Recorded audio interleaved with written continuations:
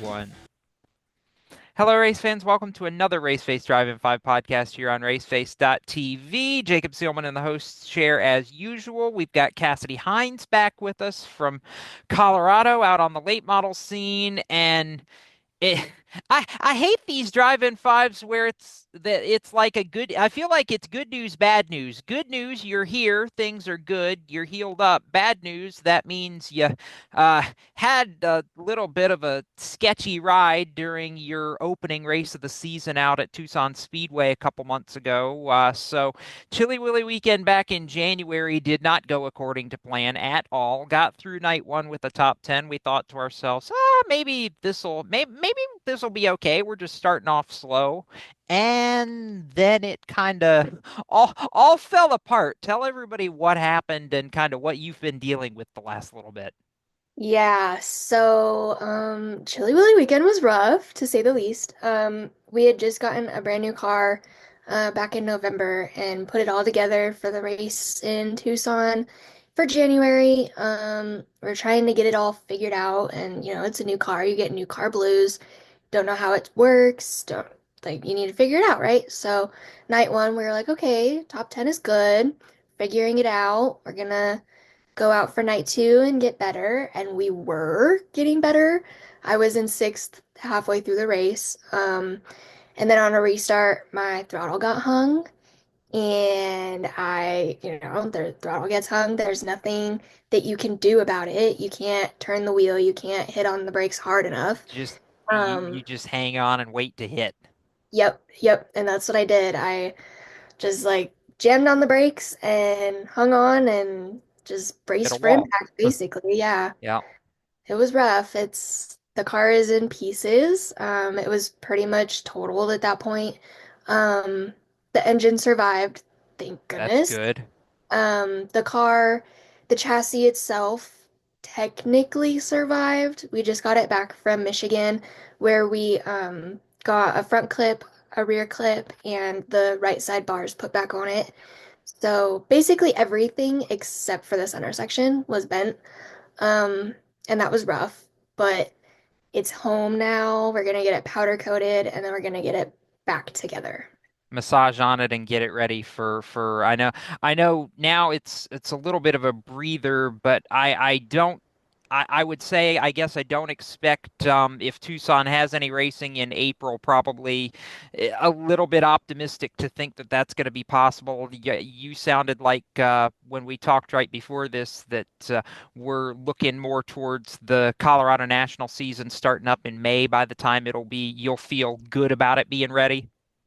Yeah, yeah, we're not gonna get to any of the Tucson races at this moment. We're not gonna even be able to start our season until it'll be a crunch to get it done before the CNS season starts. Tucson season already started. It started last weekend, so we're not there for that. Mhm.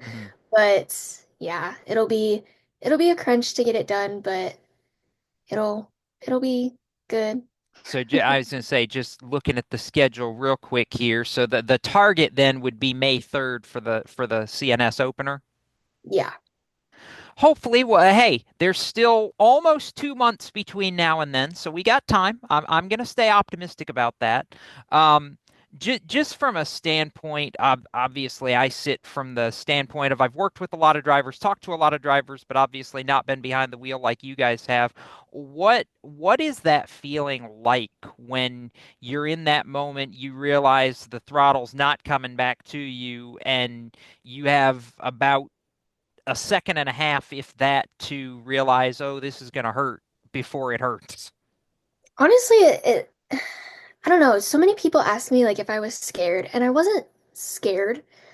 I was more of in shock. Like because it hung and you don't realize it's hung until Until you it's, go lift into the yeah. corner. And so I was already going into the corner and it didn't lift, so I just like jammed on the brakes as hard as I could in that moment. But you have such a helpless feeling about it. It's like race car drivers want to be in control. but in a split second, the car takes control away. Mhm. And that's what it did. And it was just like such a helpless feeling of just sitting there holding on to myself. Like you can't hold on to the wheel because if you hold on to the wheel, then you could break a hand. Mhm. Um, and so it was just a very helpless feeling. And it's honestly the first time that I've realized like race cars, they have all the control and the drivers just have a little bit of control. Like we don't realize how much control we actually hold until we don't have any. That's a really fair assessment, actually. Something maybe that probably a lot of people don't necessarily think about just watching you guys do what you do on a week to week basis. I imagine for you it's a little bit of a tug on the heart because I know how excited you were after the end of last year to want to have a shot to come back and defend the title from Tucson last year, and just to have that kind of taken away in a split second of something that, like you said, is not in your control. I know just is one of those things that's got to be a little tough to swallow. Yeah, it was. I mean, I wanted to go out and win, obviously, but it was more of a go out and finish the race, Hmm. finish the 150 lap race because we've been there twice Sure. and we didn't finish the first time. And so that was the goal was to finish and we didn't even start it. And so that was pretty defeated. Like it felt very defeated. Hmm. Um and I didn't necessarily like we all want to win. I didn't Hmm. necessarily have like this idea that I was gonna win though, because when you go out there and you're like, yeah, I'm gonna win it, then you're just giving your hopes up because it's like a 50-50 chance. Hmm. You don't want to set And that bar too high and then have to fall back to earth. right. Yep. And since we had just gotten a new car, a new chassis, we knew that it was gonna take some time to Hmm. figure it out and to learn the car Sure. and figure out its behaviors because we were racing on it with a bent car for a whole season. You So didn't it know does what you, different yeah, things. you didn't know what you had. Exactly. So it was something that like we went there expecting a little bit better. I mean, a lot better, obviously, Mhm. but we left and it was a very defeating feeling. Now, to try and turn that, flip that coin around the other way, I imagine in the same token, though, now that you've got the car back, you can see kind of the light at the end of the tunnel of being able to put it together. You've got to be motivated, not just now that you have the car back to go out and turn this around at CNS, but last year at CNS was not at all what you wanted it to be. And I imagine you're equally as motivated just from a standpoint of we want to do well for the home fans again this year to get back to that point where you can go in and say, okay, with this is the point where we just want to get back on the horse and really show something this year because Tucson was great last year, but the home crowd didn't get to see as much of that. Exactly. Yeah. It's something like going into the season at CNS, I want to do better. I want to better my finishes. I want to get in the top five again. I want to get a win. I mean, I haven't been in victory lane since I ran trucks there, and like that in itself is motivation enough to be like, I want to Mhm. get there again. Um, and like looking back on the wreck, it could have the way that I'm looking at it right now is you kind of have to look at it in an optimistic point of view. Like it could have been way worse Sure. because it was on a restart. It wasn't a 10 lap run. And so I didn't hit the wall at complete speed, at top speed. So it could have been way worse than it was. I mean, it's still bad, but Mhm. I look at it as I could have injured myself way worse than just a minor concussion. And I was gonna get ready to mention that you've been healing up a little bit from that concussion. How are you feeling now? Do you feel pretty well back, back where you need to be?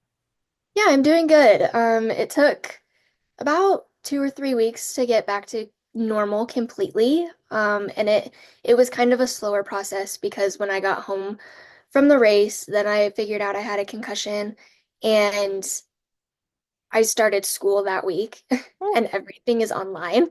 So I had to look at computers and that's fun, he says it, sarcastically. yes, it was so fun, so much fun. I loved it, every minute of it. And remind me, because with the way the calendar falls, I think after this summer, you're getting ready to lead into what would be your last year of college, if I've done the math right, or where are we at there? Technically, so Technically, I'm yeah.